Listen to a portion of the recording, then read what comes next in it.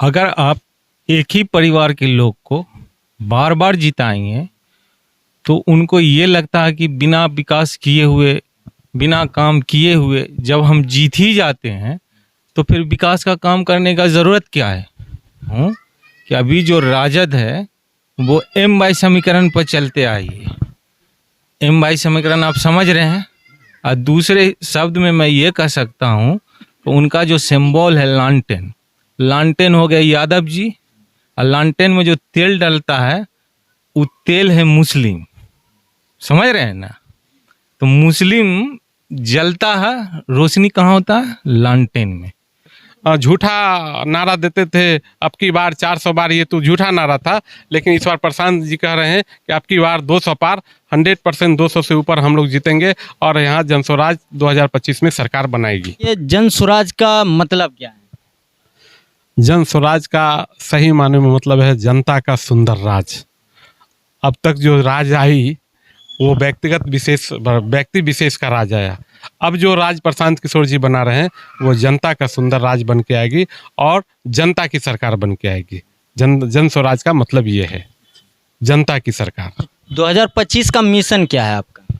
2025 में आप देखिएगा एकदम बिल्कुल जैसे झूठा नारा देते थे अब की बार 400 बार, ये तो झूठा नारा था। लेकिन इस बार प्रशांत जी कह रहे हैं कि अब की बार 200 पार, 100% 200 से ऊपर हम लोग जीतेंगे और यहाँ जनस्वराज 2025 में सरकार बनाएगी। अच्छा, अगर जन स्वराज बिहार में पार्टी अपनी बना लेती है तो शिक्षा के ऊपर क्या काम करेंगे? नहीं, देखिए सबसे बड़ी बात है कि जो अक्सर देखा जाता है कि बिहार के अंदर शिक्षा बहुत लो होता है, यहाँ पे सही से शिक्षा बच्चों को नहीं मिल पाता है। इस पे आपकी पार्टी का क्या? नहीं, देखिए आप एक बात समझिए, जन स्वराज के जो सूत्रधार हैं आदरणीय प्रशांत किशोर जी पिछले 18 महीने से यात्रा कर रहे हैं और गांव-गांव में लोगों को संबोधित कर रहे हैं। हर संबोधित को आप उठा के देखिए, आप चूँकि ताल्लुकात रखते हैं मीडिया से, आप देखिए उठा के, उन्होंने जहाँ भी कहा है वो ये कहा है कि सबसे पहले जब हम आएंगे और हम जनता की सरकार बनेगी तो सबसे पहले यहाँ शिक्षा व्यवस्था पे हम सबसे ज़्यादा काम करेंगे। कुछ हो नहीं हो, शिक्षा ऐसी व्यवस्था, शिक्षा की ऐसी व्यवस्था होनी चाहिए जैसे हमारे वाकी साहब बोले कि भाई ऐसा शिक्षा का होना चाहिए कि जैसे केंद्रीय विद्यालय, जैसे बड़े बड़े स्कूल, हर प्रखंड में, हर पंचायत में एक ऐसा स्कूल खुले जहां गरीब, अमीर, छोटे, पिछड़े, आगरे सब लोग वहां बच्चे जाके पढ़ें और अच्छी पढ़ाई पढ़ के निकलें, जो वहां लास्ट बाद में जाके वो IAS, IPS और BPSC कंप्लीट करें। वो व्यवस्था प्रशांत किशोर जी करना चाहते हैं। क्या प्रशांत, हम जब रोड पे निकलते हैं ओपिनियन करने के लिए तो लोगों का कहना होता है कि जो प्रशांत किशोर है वो बीजेपी का बी टीम है, क्या है ये? मैंने तो पहले भी कहा कि जो बात ये कह रहे हैं, जो लोग कह रहे हैं, उनको समझ में आ रहा है कि अब हमारे लालटेन से तेल निकल रहा है, अब हमारी रोशनी बुझ जाएगी, वैसे लोग कह रहे हैं। और हम जो लोग ये बोल रहे हैं वो खुद बी टीम है। और इसका ये है कि जब पप्पू यादव लोकसभा का चुनाव लड़ रहे थे पूर्णिया में, तो यही तेजस्वी यादव जो अपने आप को कहते हैं कि हम बहुत बड़े सेकुलर के नेता हैं, वो उन्होंने जाके कहा कि अगर आप इंडिया को वोट नहीं कर रहे हैं तो आप इंडिया को वोट कीजिए। क्यों भाई, ऐसा आपने क्यों बोला? क्या गलती थी पप्पू यादव जी की? पप्पू यादव जी के साथ मुसलमान साथ में था, आपने इसलिए कहा कि मुसलमान दे एनडीए को, क्यों दिया? इसलिए बी टीम आप हैं। और आपको ऐसा लग रहा है कि हम ये सब नहीं बोलेंगे तो हमारे कार्यकर्ता रुकेंगे कैसे? अब वो सब नहीं चलेगा। मुसलमान आप तय कर चुका है पूरे बिहार का कि अब जन स्वराज, जनता का सुंदर राज बने और हम उन लोगों के साथ जाएंगे और एक बेहतरीन आने वाला भविष्य, मुस्तकबिल बेहतर हमारे बच्चों का बने, उसकी तरफ लोग अग्रसर हो चुके हैं। इसमें अब कोई रुकने वाला नहीं है। सारे मुसलमान एक साथ जन स्वराज की तरफ जा रहे हैं। और आप ये देखिए कि आए दिन, सब दिन आपको 2, 4, 5 बड़े लीडर मुसलमान के जो आरजेडी में थे, जदयू में थे, वो रिजाइन करके और जन स्वराज को ज्वाइन कर रहे हैं। साहेबपुर कमाल विधानसभा में इस बार क्या होगा? देखिए, साहेबपुर विधानसभा में बिल्कुल आएगी, जन स्वराज का लहर आएगा और जन स्वराज यहाँ से जीत के जाएगी। हाँ, बिल्कुल जीत के जाएगी। किसी का यहाँ पे बपौटी नहीं है कि कोई 35 साल और 30 साल रहे और जनता को जैसे चाहें वैसे हम उसके साथ व्यवहार करते रहें, वो नहीं चलेगी। जन स्वराज इस बार हर बड़े बड़े नेता को उखाड़ के फेंकेगी। अब तक आज़ादी के बाद सिर्फ बिहार में 1200 से 1300 फैमिली है जो पूरे बिहार का सत्ता में अग्रसर रहा और बिहार में सत्ता हासिल किया। अब वो नहीं, अब यहाँ जनता जो तय करेगी वो आदमी आगे बढ़ेगा और वो नेतृत्व करेगा। शाहपुर कमाल में देखा जा रहा है कि 35 साल से एक ही फैमिली के आदमी हर बार सत्ता में आते हैं, दूसरा क्यों नहीं आ पाता? ये ठीक है, वो एक समय था, अब वो समय बदल रहा है, इसलिए तो प्रशांत जी ला रहे हैं जन स्वराज को, जनता का सुंदर राज, इसलिए तो आ रहा है। अब अच्छे लोग देखिए, जनता का सुंदर राज, सही लोग, सही सोच और सामूहिक प्रयास, वो अब शुरू हो गया है। सामूहिक प्रयास होगा, लोग जो भी लोग हैं वो उखड़ जाएंगे, चले जाएंगे। अच्छा, यहाँ पे देखिए और भी हमारे साथ शाहपुर कमाल विधानसभा में एक ही इंसान, एक ही फैमिली के लोग सत्ता में आते हैं, लेकिन गांव गली घर में आप जब जाइएगा तो रोड भी आपको सही नहीं मिलेगा। आखिर ऐसा क्या है जो ये बार बार जीत जाते बिना विकास किए? देखिए, अगर आप एक ही परिवार के लोग को बार बार जिताएंगे तो उनको ये लगता है कि बिना विकास किए हुए, बिना काम किए हुए जब हम जीत ही जाते हैं तो फिर विकास का काम करने का ज़रूरत क्या है। और आप ये बोलते हैं कि आजकल एक हवा उड़ा हुआ है कि ये जो जनसुराज है भाजपा का बी टीम है। तो मैं आपको ये बताना चाहता हूँ कि अभी जो राजद है वो एम बाई समीकरण पर चलते आई है। एम बाई समीकरण आप समझ रहे हैं। और दूसरे शब्द में मैं ये कह सकता हूँ तो उनका जो सिंबल है लालटेन, लालटेन हो गया यादव जी, और लालटेन में जो तेल डलता है वो तेल है मुस्लिम, समझ रहे हैं ना। तो मुस्लिम जलता है, रोशनी कहाँ होता है? लालटेन में। और मैं ये कहना चाहता हूँ कि 35 साल 1990 के बाद से या तो यहाँ राजद के लोग विधायक रहे हैं या जदयू के रहे हैं।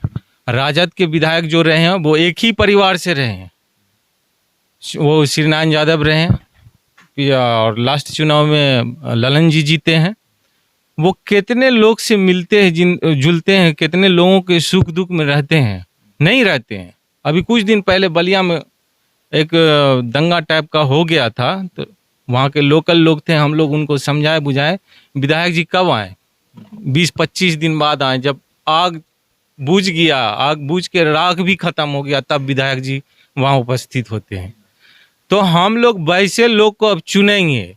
जात का ब्रैकेट टूटेगा, पात का ब्रैकेट टूटेगा, ये जो ज़्यादा मुस्लिम का बाउंड्री है ये भी इस बार टूटने जा रहा है।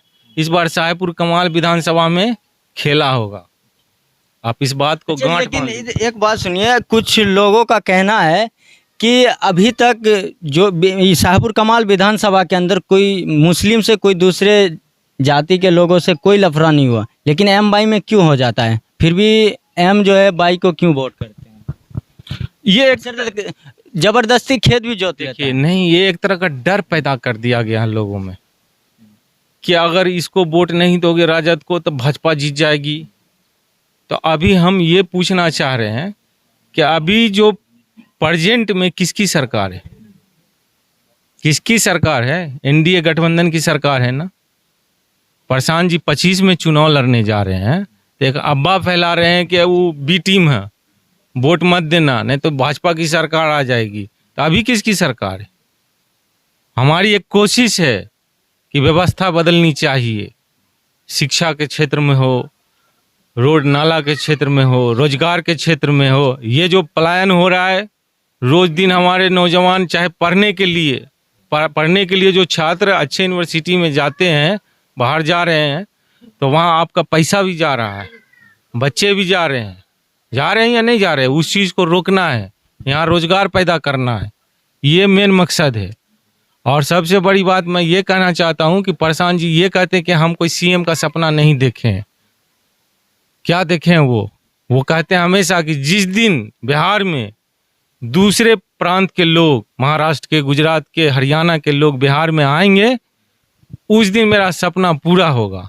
और आप कल्पना कीजिए कि जिस दिन बिहार में दूसरे प्रांत के लोग आएंगे तो यहाँ नौकरी करने आएंगे, उनको रहने के लिए घर रेंट चाहिए, वो यहाँ नौकरी करेंगे, खाने के लिए उनको दाना चाहिए, सब्जी चाहिए, और भी सारा ज़रूरत चाहिए, अपने बच्चों को पढ़ाने के लिए स्कूल चाहिए। तो जो यहाँ के जो लोकल लोग हैं जिनका आज प्रति व्यक्ति आज 100 रुपया रोज भी नहीं है, वो जम करके मैं दावे के साथ कहता हूँ 1000 रुपया रोज चला जाएगा तो अपने इकोनॉमिक का ग्रोथ होगा या नहीं होगा। इस पर बात नहीं होगी, बात होगी हिंदू मुस्लिम, ए टीम बी टीम सी टीम डी टीम पर बात होती है, बात मुद्दे पर नहीं होती है। अब जो यंगस्टर है, जो यंग लोग है, युवा लोग है, जात पात ये धर्म की राजनीति को छोड़ के लोग अब विकास की ओर देख रहे हैं, अपने प्रांत को मजबूत कैसे करें उसको देख रहे हैं। आप आज हिंदुस्तान में सबसे नीचे पौधान पर है, गरीब सबसे गरीब प्रांत बिहार है। इस पर आप सवाल हमसे पूछेंगे नहीं। अच्छा, इधर अभी हमारे साथ यहाँ पे आदिल भाई भी हैं।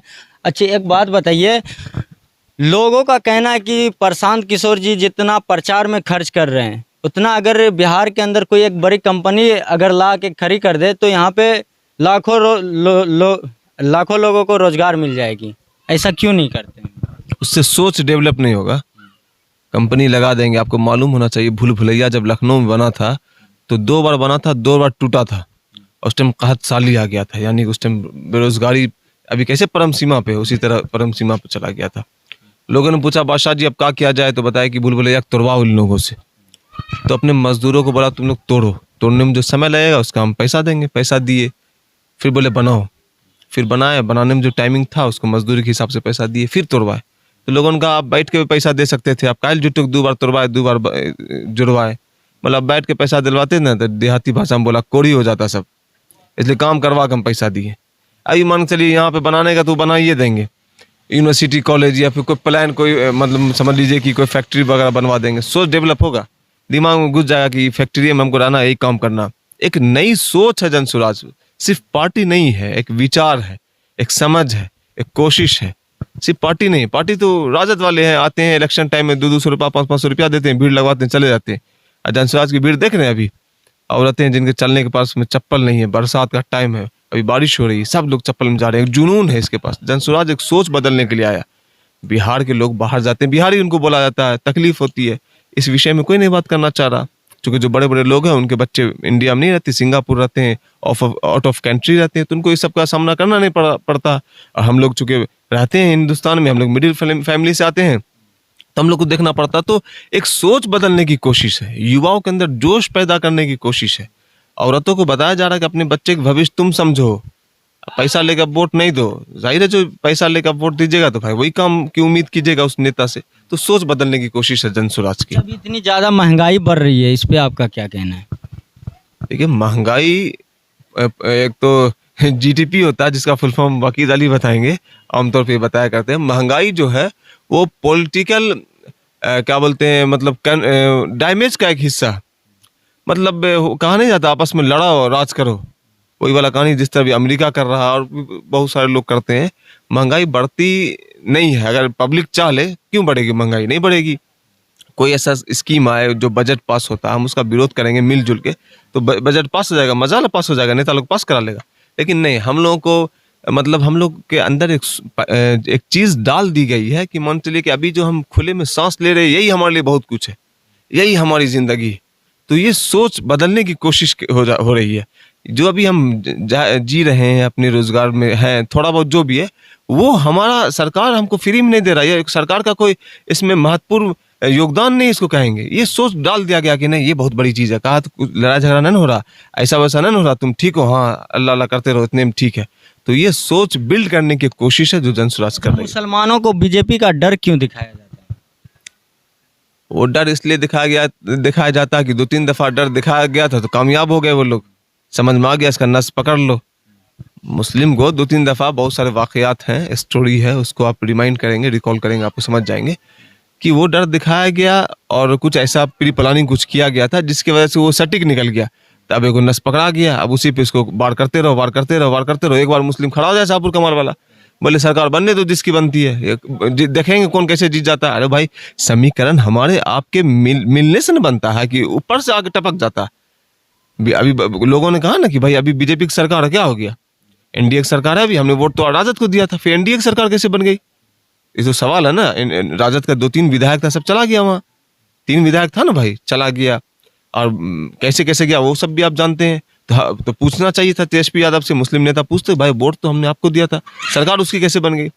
तो ये शाहपुर कमाल की जनता तय कर ले, समीकरण हम बनाएंगे। हमको आगे डराएगा बीजेपी जीत जाएगी, कैसे जीत जाएगी, हम कैसे वोट करेंगे हम ना जानते हैं। समीकरण मेरा बनेगा, कॉम्बिनेशन रहेगा, उसके बाद देखेंगे कैसे जीत जाती है। शाहपुर कमाल में जो छोटे जाति के लोग हैं उस उनके गली में जब जाते हैं लोग तो पूरा खंडर रोड बना रहता है, लेकिन वही अगर उच्च जाति के लोगों के मोहल्ले में जाता है तो रोड एकदम पूरा सही तरीके से बना रहता है। ऐसा दोहरा राजनीति क्यों करते हैं? दलाल, हर मोहल्ला से एक दलाल को पकड़ लो, उस गांव पे कब्जा कर लो, यही समीकरण यहाँ चलता हुआ आया। अगर मान चलिए कि पब्लिक से कनेक्शन इनका नहीं है, अभी जो भी नेता यहाँ उनका पब्लिकली कनेक्शन नहीं। क्या को देखें आप सभा में जाते हुए, लोगों के मरने जीने में जाते हुए, नहीं। एक मोहल्ला है, दलाल टेब लिया कि हाँ ये है दलाल, परफेक्टली इस पे बन रहा, सटीक है, उनको कब्जा कर लिया, बुलाए, खिलाए पिलाए, फलना चिलना। तो वो समझते हैं कि दलालों के बीच में हम पॉलिटिक्स कर लेंगे। ये पॉलिटिक्स खत्म करने के लिए तो हम नौजवानों को बुला रहे हैं, मेरे साथ आओ, चलो इस समीकरण को तोड़ना। एक पैटर्न को तोड़ने में टाइम लगता है ना भाई, इसको तोड़ना है। काहे दलाली, हम भी बोल सकते हैं, हमको भी समझ है, आपको भी समझ है, आपके बच्चे हैं, हमारे भी बच्चे हैं, हम उसको काहे नहीं देखेंगे, और हम विकास को काहे नहीं देखेंगे। जो हम किसी के बहकावे में आगे वोट दे देंगे, वो आगे समझा देगा समीकरण ऐसे बनना, वैसे बनना, वैसे बनना, तो हम मान लेंगे, काहे मानेंगे। हमको अपना समझ बुझ नहीं, हम पढ़े लिखे नहीं।